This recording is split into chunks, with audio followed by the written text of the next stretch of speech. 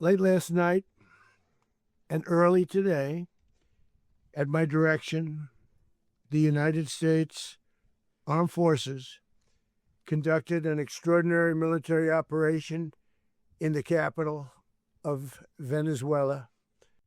And there you have it. Maduro has been overthrown by the United States after several months of a military buildup, as well as a pressure campaign to get him to resign, including bombing over 30 ships related to Venezuela shipping. Now, Trump likes to say that this is related to drug smuggling. Apparently, Maduro is head of a vast drug smuggling empire. And yeah, there's drug smuggling in Venezuela. It's South America. However, it's not to the degree that Donald Trump is making out. And it's also worth noting that most of the cocaine that's smuggled through Venezuela goes to Europe, not the United States. He keeps saying it's the United States and he keeps saying it's fentanyl. It's not. What this is really about, and Trump was, to his credit, I mean, very open about this. It was about reinstating what he likes to call the Monroe Doctrine. All the way back, it dated to the Monroe Doctrines. And the Monroe Doctrine is a big deal, but we've superseded it by a lot, by a real lot. They now call it the Monroe Document. I don't know. It's Monroe Doctrine. We sort of forgot about it. It was very important, but we forgot about it. We don't forget about it anymore. Under our new national security strategy, American dominance in the Western Hemisphere will never be questioned again. For those that don't know, the Monroe Doctrine is a US policy that basically says the Americas belongs to the United States and every other power can get the hell out. It was initially created to counter European colonial powers in South America, like Spain. But now it pretty much just means anybody the US doesn't like. It's very Russian mirror, as in it's our sphere of influence and we can do whatever the hell we want. It seems like the United States is entering a new phase of interventions and imperialism in South America. The first was obviously relating to the Spanish-American War and the wars that followed, the Banana Wars. The second era was during the Cold War to counter the Soviet Union and communism. And now it's just to counter anybody you don't really like, I guess. Another reason this intervention has happened is due to the fact that Venezuela has the largest oil reserves in the world. And what's crazy about this is that the US really doesn't need the oil. They have a massive amount of in reserve themselves, and they're one of the biggest producers on the planet. This is pure greed, and Trump really lays it out here. As everyone knows, the oil business in Venezuela has been a bust, a total bust, for a long period of time. They were pumping almost nothing by comparison to what they could have been pumping and what could have taken place. We're going to have our very large United States oil companies, the biggest anywhere in the world, go in, spend billions of dollars, fix the badly broken infrastructure, the oil infrastructure, and start making money for the country. China, Russia, and Iran have interests in Venezuela. How does this operation affect your relationships with them? In terms of China and Russia, Russia when we get things straightened out. But in terms of other countries that want oil, we're in the oil business. We're going to sell it to them. We're not going to say we're not going to.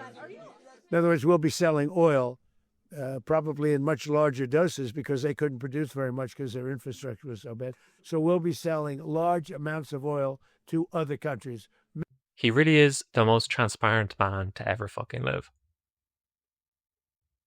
And so, fair question, what's going to happen now? Maduro's gone, he's on his way to New York to stand trial on some charges in the US. So who's going to replace him? I mean, his party, the people that he's ruled through are still in Venezuela. It's unclear their role in Maduro's abduction. It's also unclear if they've struck a deal of some kind with the United States. I tend to think that maybe some of them have. Trump has said that the US will continue to have a role in the next coming Days, weeks, months, years, who fucking knows? We're going to stay until such time as the proper transition can take place. So we're going to stay until such time as we're going to run it, essentially, until such time as a proper transition can take place. Worst case scenario, the removal of Maduro will cause a power vacuum that will lead to a civil war in Venezuela. Best case scenario, the what's left of the government caves to the United States and some new establishment is brought together to keep the country running. Obviously, if you're a Venezuelan nationalist, that's not a good outcome for you. Maybe you prefer to use violence to keep the US out. I don't know. And I don't think anybody really knows. One thing that we can say for sure is that Trump's actions here is just part of a broader decline of international law, international norms in geopolitics.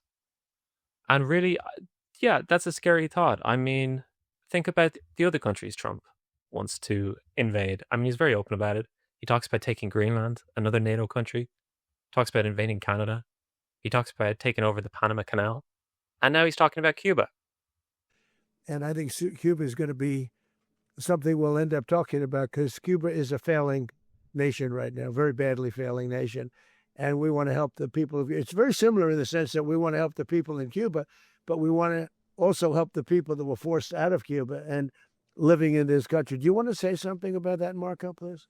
Yeah, look, if I lived in Havana and I was in the government, I'd be concerned, at least a little bit. Obviously, the last couple of years have been terrible for anybody who believes in international law, international norms, in geopolitics. You've had the genocide in Gaza, backed by some EU members and also the United States, of course. You've had Russia brutalizing Ukraine, over 1 million casualties. I think it's 1.5 million, actually. But it's different when the United States does these things because you expect it from powers like Russia, from countries that have no stake, or they don't seem to think they have stake, in the international rules-based order. In other words, the United States are the police, and because they're the ones breaking the law is truly, truly dead. It's not like it's someone in the public committing a crime. You have the people that are meant to underpin those rules break them openly and without even a pretense. I mean, George Bush at least had a pretense in Iraq. Trump is out here just blatantly saying it. Yeah, we view the world like a game of Risk and we wanted to steal their shit because why not? Obviously, he bangs on about drugs and human rights abuses sometimes, but you know, he's very open about it. Trump's actions here are controversial even amongst his allies, although nobody is really going to take him to town on it. I mean, the EU can't risk pissing Trump off right now because they need him in talks with Ukraine. And yeah, they're just kind of too cooked to really take a stance over this. And that could bite them in the ass in a few years' time if Trump just decides to annex Greenland next, because why not? It's too soon to tell how this will really pan out. But one thing is for certain. The United States is no longer pretending not to be an empire. They are blatantly acting like one. And unlike Russia, they can actually back up their rhetoric. I mean, Trump's managed to capture Maduro in just a couple hours. I really hope this has a good ending for the Venezuelan people, but I am quite pessimistic. I guess we're just going to have to wait and see.